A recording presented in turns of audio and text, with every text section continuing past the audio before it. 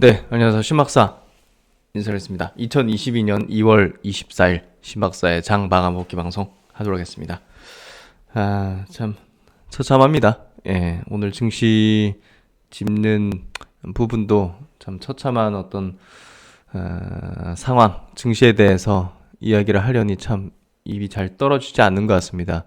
최근 증시에 대해서 분석하는 게 참 어렵고 또 이제 얘기 드리는 것 자체가 좀 힘든 어떤 그런 과정인데요. 그럼에도 불구하고 지금 상황에 대해서 현명한 어떤 결정들을 할 수 있도록 그래도 차근차근 한번 분석을 해보도록 하겠습니다. 드디어 이제 러시아의 어떤 침공 우려가 좀 현실화되는 흐름 이슈들이 속보들이 계속 나오면서 시장이 조금 안 좋은 어떤 상황으로 좀 변모했습니다.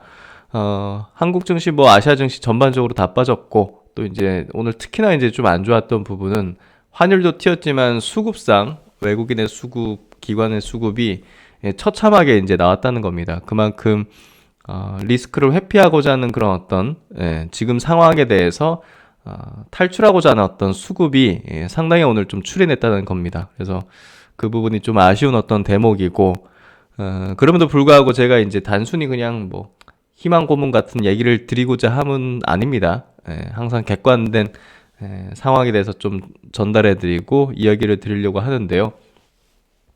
과거 통계상으로도 볼 때 전쟁이 발발했을 경우 주식시장은 전쟁 이전에 전쟁이 막 날 거다 이런 침공할 거다 이런 막 노이즈들이 막 섞일 때는 주식시장이 좀 안 좋고 떨어졌는데 딱 전쟁이 시작된다든지 침공이 시작되고 이라크 전이든 그리고 이제 9.12 테러도 마찬가지였죠 사실. 딱 하고 폭격하고 쌍둥이 빌딩 무너지고 이제 돈 풀면서 이제 시장이 상당히 돌아섰잖아요. 지수가 2배 이렇게 이상 올라오고. 그래서 전쟁 발발 시에 주식시장은 좀 상승했었어요, 사실. 그런 부분에 있어 볼 때, 이런 우려에 의해서 시장 공포와 두려움과 우려감들을 계속 표하면서, 노이즈가 섞이고 시장이 안 좋다가, 현실화 되기 시작하면 사실 주식시장은, 되돌리는, 그런 어떤 흐름들이 좀 전개돼 왔는데, 이번에도 그러지 않겠는가, 그런 어떤 생각이 좀 듭니다. 이게 어떤 처참한 어떤 질질 끌면서 장기화되는 국면으로 가지만 않는다면, 그냥 쏟아낼 거 싹 다 쏟아내고, 또 이제, 어제도 말씀드린 얘기지만, 우크라이나의 이제 반군 지역들, 거의 러시아 같은 영토처럼 운영되는 지역을 러시아 그냥 내주고, 깔끔하게 이제 주고받는 걸 하면서, 마무리를 짓는 게 좋지 않겠는가, 이런 생각을 좀 하면서 제 의견을 좀 드렸었는데, 그게 베스트가 되지 않을까 생각이 돼요. 그래서 이런 상황 속에서 단순히 러시아만 잘못이고, 이렇게 또 해석할 수도 없는 게 외교죠, 사실. 그래서 지금 어차피 이런 상황이 돼버린 상황에서는, 러시아가 원하는 것도 어느 정도, 맞춰주면서, 서방 세계가 또 우크라이나가 원하는 것들을 가지는 서로를 졸충하는, 그게 좀 필요한 구간이 아닐까 하는 생각이 듭니다. 네, 하여튼 오늘 시장 체크해 보는데요. 성장주들의 단기 반등 국면은 명확합니다. 그래서 지금은 주요 성장주들의 주가 등락이 하루에 3% 빠지고 5% 빠지고 7% 빠지고 이거 의미가 없습니다. 그냥 그 구간이라 보면 될 것 같아요. 그래서 주식시장이 망할 것 같이 느껴지는 그런 어떤 구간인데 너무 겁내지 마십시오. 이런 구간은 다 지나갑니다. 비가 개고 나서 날씨가 화창해지는 것처럼 그런 느낌으로 보시면 된다는 생각을 합니다. 그래서 오늘 시장 정리해보고 또 현명한 판단 내릴 수 있도록 잘 분석해드리도록 하겠습니다. 시장 마감부터 해보도록 하죠. 코스피 시장 2.6% 빠졌고요. 2648포인트 마감했습니다. 상승 종목수 100종목, 하락 종목수 한 800종목이고요. 거래대금이 좀 늘었어요. 13조거든요. 결국은 이제 외국인과 기관이 대량으로 팔았잖아요. 오늘 1조 넘게. 그래서 이 수급이 붙으면서 하락하면서 붙은 거래대금은 굉장히 안 좋은 거래대금입니다. 코스닥은 3.3% 빠졌습니다. 막판에 더 밀렸어요. 848포인트. 8.7조가 터졌고 평소 5, 6조 터지던 거랑은 좀 더 터졌죠. 거래 대금이. 하락하면서 터진 거래 대금은 매우 안 좋다. 하락 종목 수가 1300 종목, 상승 종목 수가 80여 종목입니다. 100 종목이 안 되네요. 코스피 시장에서 외국인이 6,800억 순매도했고요. 기관이 4,800억을 순매도했습니다. 1조 넘게 합산으로 이제 매도를 했고, 코스닥 시장에서 외국인들이 1,500억 적지 않게 팔았습니다. 거의 대부분이 이제 프로그램 매도고요.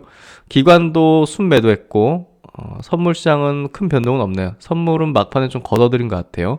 그래서 이탈하고 싶은 어떤 물량들이 좀 나간 것 같고, 고객 예탁금도 조금씩 줄면서 60조 초반대까지 내려왔고, 신용융자 잔고도 20조까지 내려왔네요. 많을 때는 25, 6조 이렇게 됐었는데 많이 내려온 상황이 됐고, 그만큼 이제 나올 물량도 별로 없어요, 사실. 그런 단계에 있습니다. 원달러 환율 1200원 돌파했어요.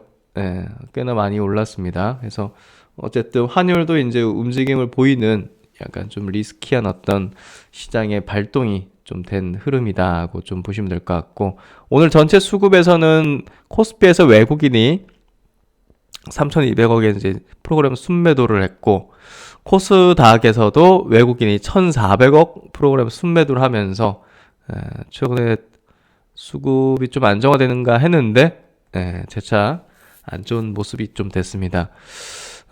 미국 시장이 주가가 안 좋아요, 별로. 보시면 나스닥 지금 러시아 증시부터 보죠. 러시아 증시가 1.8% 빠지면서 다시 또 빠지는 흐름이 전개되고 있고, S&P 500 전저점 깨는 음봉으로 매우 안 좋은 형태가 됐습니다. 나스닥도 전저점 깨는 음봉, 장대 음봉으로 좋지는 않은 모습으로 됐고, 다우 지수도 전저점 깨는 형태로 굉장히 좀 좋지가 않습니다. 그래서 전체 지수 차원의 흐름들이 지금 굉장히 좀 좋지는 않은 모습으로 전개가 되고 있다. 코스피, 코스닥 이제 지수 차트 흐름을 보면요. 역시나 이제 변동성 낮아진 국면에서 오늘 변동성 커지는 흐름으로 장중에 2.8%까지 빠졌어요. 종가는 마이너스 2.6%로 멈춤의 어떤 하락은 아닌 것 같다는 좀 느낌이 있고요.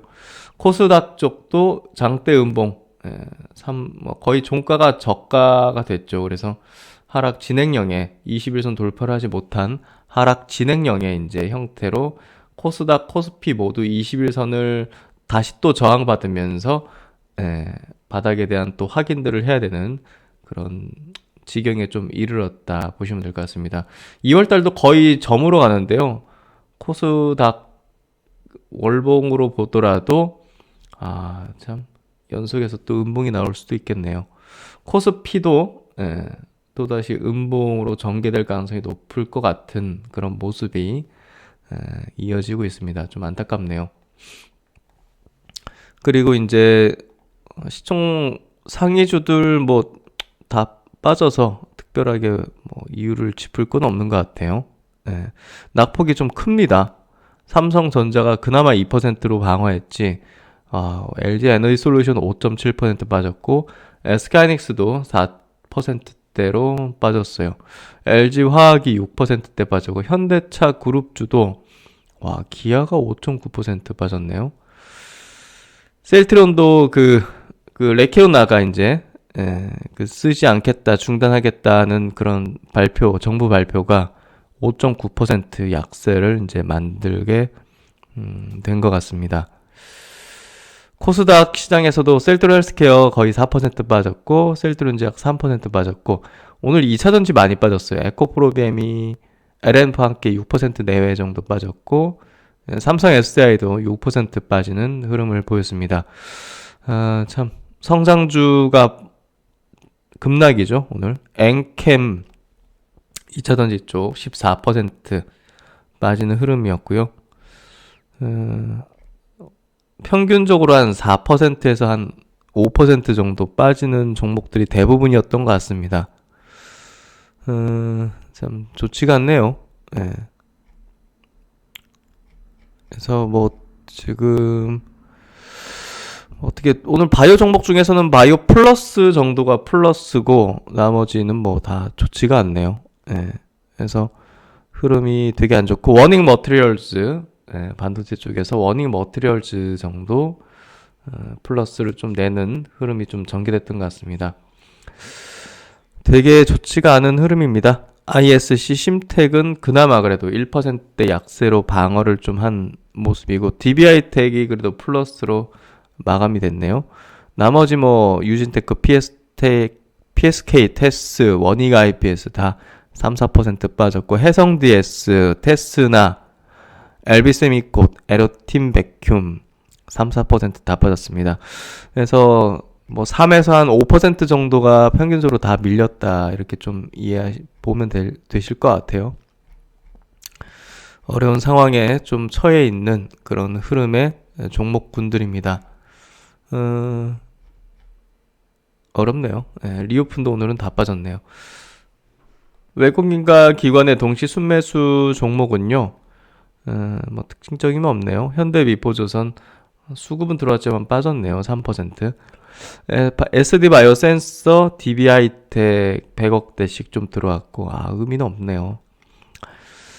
코스닥 넘어가면 수급이 플러스였던 종목도 다 빠지는 흐름이 전개됐습니다. 바이오 종목들이 좀 있는 편이긴 한데 별 의미는 없어 보이고 바이오 플러스가 최근에 시장 대비 강한 어떤 기조 흐름을 계속 이어가는 게 좀 특징점이고 클리오가 화장품 관련주로서 그래도 시장 대비 덜 빠진 코스닥이 오늘 3.3% 빠졌는데 뭐 덜 빠진 종목들은 좀 의미가 있을 수도 있겠죠. SM, JYP 엔터, YG 엔터는 시장 대비 덜 빠졌네요. 요 정도를 보시면 될 것 같고, 참, 뭐, 러시아 관련된 뭐 테마주들, 뭐 가스라든지 뭐 이런 것들, 뭐 곡물 뭐 이런 것들 있잖아요. 그런 것들 위주로 강세를 보인 것 같습니다.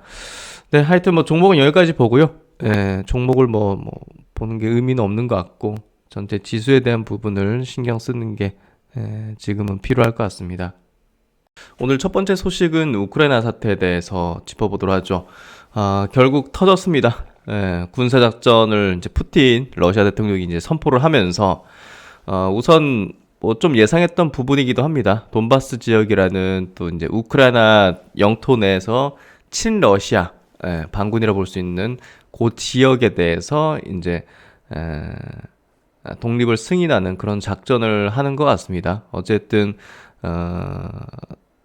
뭔가 좀 전쟁에 대한 현실화가 좀 벌어지면서 시장에 좀 크게 반응을 했고 어제 미국도 그렇고 오늘 장중에 이제 미국 선물이 2%대 계속 약세였죠. 그래서 한국 증시도 그렇고 이제 아시아 전반 증시가 큰 폭으로 밀리는 그런 흐름을 좀 보였습니다. 수급이 굉장히 안 좋았어요 오늘. 그만큼 이런 사태들에 대해서 이제 이탈하는 수급들이 대량으로 좀 출회되면서 오늘 시장을 좀 압박을 크게 했고요. 바이든 대통령은 전 세계가 책임을 물을 것이다 하면서 경제 제재에 대한 부분들 계속 조금 쏟아내는 어떤 상황에 있다. 러시아 대통령이 우크라이나 동부 돈바스 지역에서 특별 군사 작전을 진행할 것이다 해서 TV 연설을 통해 우크라이나로부터의 위협에 대한 대응이다. 군사작전은 민간인을 보호하기 위한 것이며 우크라이나를 점령할 목표는 없다. 그래서 계속 뭐 이런 얘기를 하는데 사실 액션들은 조금 수위가 있는 액션들을 좀 하고 있다고 보여지는 것 같고요. 유혈 사태의 책임은 우크라이나 정권에 있다. 사실 우크라이나를 좀 분석을 해보면 좀 답답한 면도 없잖아 있습니다. 사실 우크라이나 대통령이 이제 연예인 출신이죠. 어떤 TV 프로그램에 이제 대통령 역으로 나와가지고 인기를 좀 얻었는데 그게 실제 선거에서 대통령으로 이제 당선이 되는 뭐 그리고 이제 참모들도 지금 뭐 방송국 관련자들을 많이 영입해서 있다고 하죠. 그래서 뭐랄까요?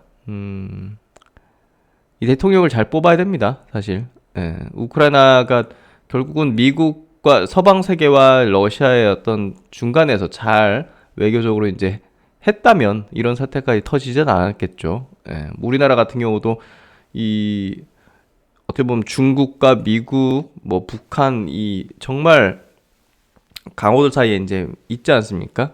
예, 그래서 줄다리기를 하면서 외교를 펼쳐야 되는 거죠. 예, 그래서 우크라이나는 그런 것들을 잘 못했기 때문에 이런 상황이 벌어진 거고 결국은 이런 부분에 대해서는 좀 안타까운 어떤 부분인 것 같습니다. 지도자를 잘 뽑아야 된다는 교훈을 준 사태가 아닌가 생각이 좀 되고요. 일단은 뭐 폭발음이 들린다 이런 것들이 막 장중에 속보로 뜨면 이제 증시가 또 폭락하고 막 이런 사태들이 계속 반복이 됐습니다. 그래서 이게 우크라이나 궁이 뭐 파괴됐다 뭐 이런 기사들도 좀 나오기도 했었고 사실 계속적으로 이런 언론에 이제 좌우되는 그런 흐름들이 좀 전개되는 것 같고요. 아까 말씀드린 대로 이제 우크라이나 이제 대통령이죠. 예, 이 코미디언 출신인데 이런 프로그램에 출연했나 봐요. 대통령 역으로. 그래서 부패 척결 대통령 역으로 큰 인기를 얻었다. 기성 정치의 염증을 느낀 국민들이 몰표를 했다. 정치 경험 없는 국민 배우 출신이 된 거죠. 그래서 사실 국민들도 왜 이런 사람을 뽑았는지 모르겠네요. 하여튼 그 지금 사태는 복합적으로 누구의 잘못이라기보다는 모두의 어떤 잘못이 아닌가 하는 생각도 문득 듭니다. 그리고 이제 오늘 한국은행 이제 금통위가 열렸는데요. 그 이제 금리는 이제 동결을 했습니다. 일단 뭐 여기에서 나온 이 의결문에 대한 전문을 보면 일단 물가에 대한 우려는 조금 그대로 이어지고 있어요.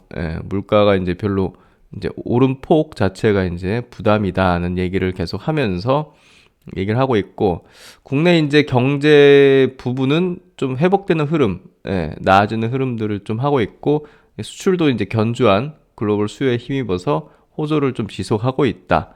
일단 민간 소비의 어떤 회복 흐름이 방역조치 강화 등으로 좀 주출했는데 이제 좀 나아질 기미들을 보일 거다는 생각을 해볼 수 있고 뭐 그런 부분에서 점차 좀 개선되는 경제는 좀 개선되는 회복세 되는 그런 흐름에 있고 물가 상승률이 목표 수준에서 안정될 수 있도록 하겠다는 그런 취지를 이제 밝히고 있습니다. 어쨌든 뭐 동결을 하면서 아무래도 했고 기준금리는 1.25%입니다. 다른 기사들을 보니까 1.5%까지는 뭐 긴축가 아니다. 뭐 이런 얘기를 계속 하면서 어느 정도 이제 인상에 대한 부분들을 추후에 이제 할 것이라는 것을 내포하고 있고요. 오늘은 동결을 했다고 보면 될 것 같습니다. 그리고 이제 메리츠에서 나온 리포트 하나 체크해 볼게요.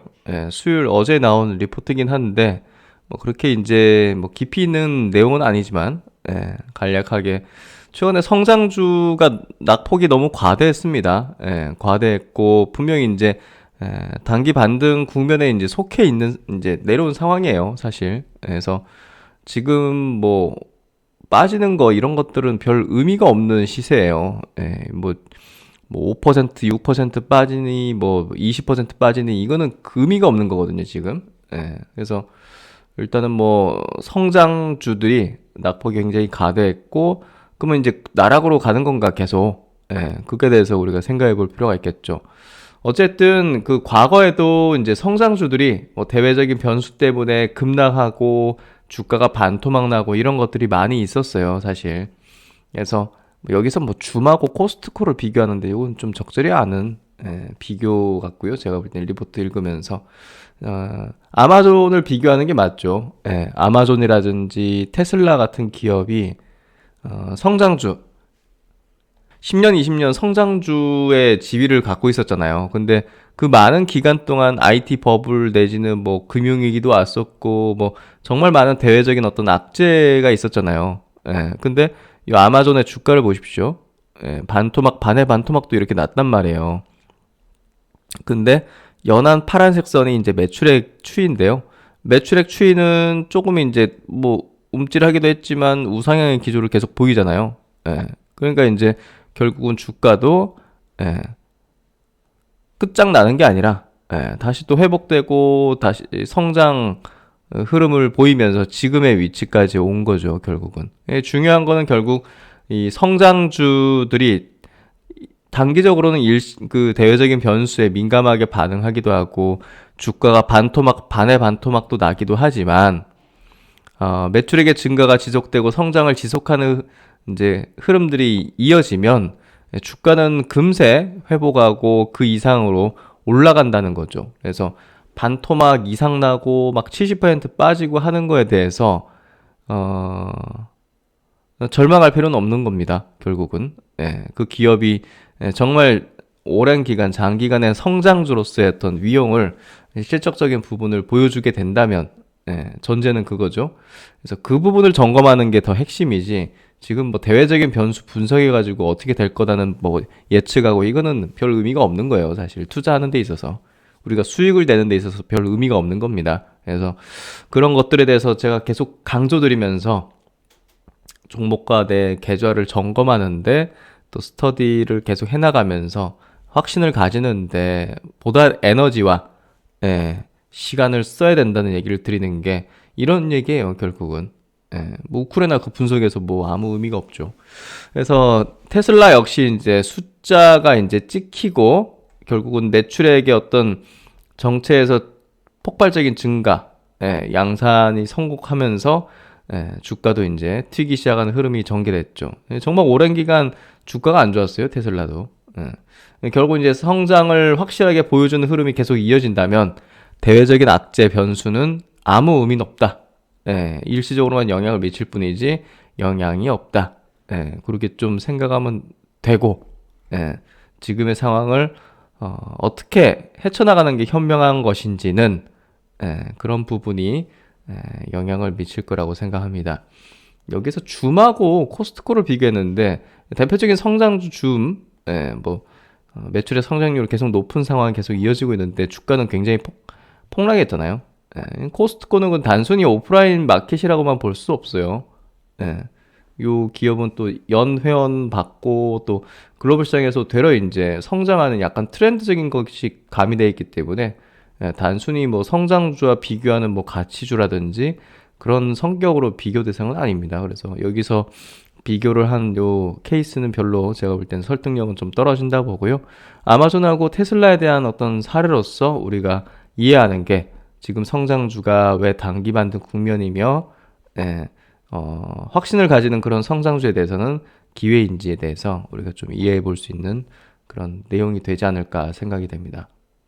그래서 오늘 시장 이슈까지 정리를 해봤습니다. 참 어려운 그 시장 환경 하에서 참 이야기 드리는 것도 참 어려운 것 같습니다. 아, 이런 얘기를 좀 드리고 싶네요. 어디서 가져온 이제 찍은 이제 문구인데 좌절 후에는 어김없이 행복이 온다. 비가 온 후 맑은 날이 오는 것처럼이라는 문구입니다. 뭐 지금 위로가 될지는 모르겠지만 지금 같은 시장의 환경이 뭐 아예 없었던 것도 아니었을 거고 또 이제 주시장이라는 게 참 예상보다 더 긴 하락이 또 더 긴 낙폭을 보이는 구간이 에, 오기도 합니다.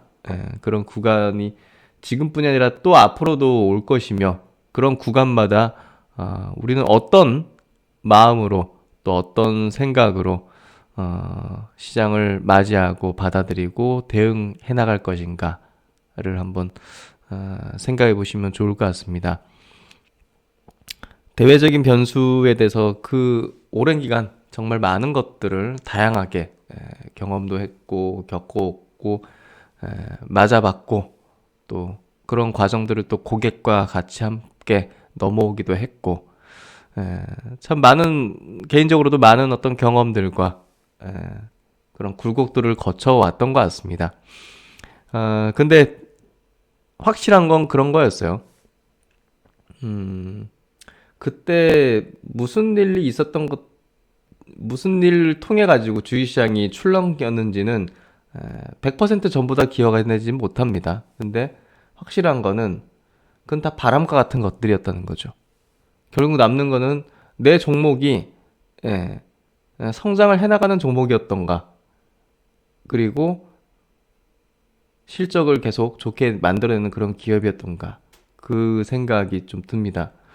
2011년도 제가 이제 회사를 좀 퇴사하면서 나올 때 고객분들에게 리노공업이라는 종목을 분석해서 남은 이제 자금들을 사들이고 장기 투자를 설명드리면서 이제 나왔었는데, 제가 참 잘했다는 어떤 생각들이 들었던 게, 저는 그래도 이제 오랜 기간 이제 고객들이었잖아요. 저와 함께 동고동락했던 그 끝을 저는 굉장히 좋게 해야 된다는 생각을 했었어요.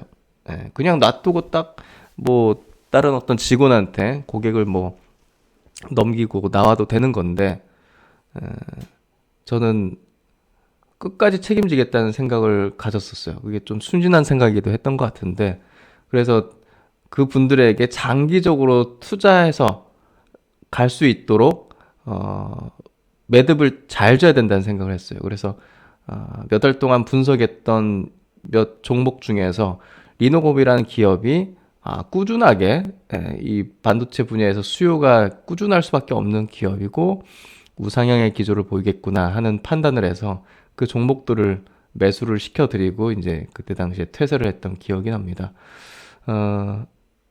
끝이 좋아야 된다는 생각을 했었어요. 결국은 주식시장에서 항상 이제 어떤 상황에 대해서 어떻게 매듭을 져야 되는지, 그런 것들에 대해서 우리가 조금 현명하게 잘 판단을 해야 된다는 생각을 합니다. 결국 지금이 이제 어떤 극단의 어떤 결정이나 판단들을, 액션들을 할 수 있는 그런 구간이에요. 이런 구간에서 종목입니다, 결국은.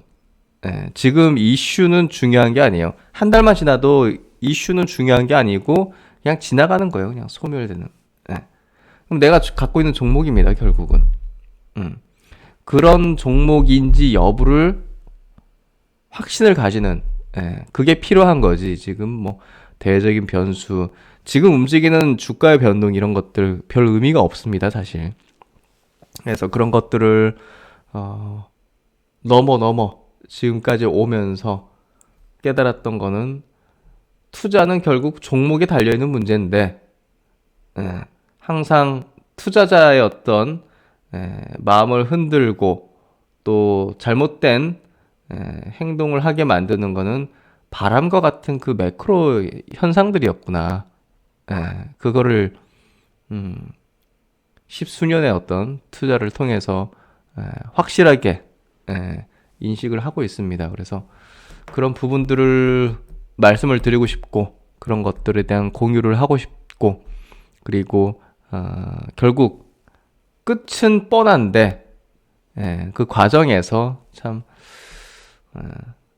잘못된 판단을 하게 되는 거죠. 결국 끝은 뻔합니다. 내가 갖고 있는 종목에 대한 확신을 가지는 거, 그것만이 지금 살아남을 수 있고 옳은 판단을 할 수 있는 부분이 아닌가 생각이 됩니다. 이 시기도 결국 나중에 돌이켜보면 또 자양분이 될 수 있다고 생각합니다. 네, 같이 한번 이 시기를 헤쳐나가면서 끝까지 한번 나아가 보도록 하겠습니다. 네, 오늘도 편안한 저녁 시간 되시고요. 신박사는 또 다음 시간에 좋은 내용으로 뵙도록 하겠습니다. 너무 걱정 마시고요.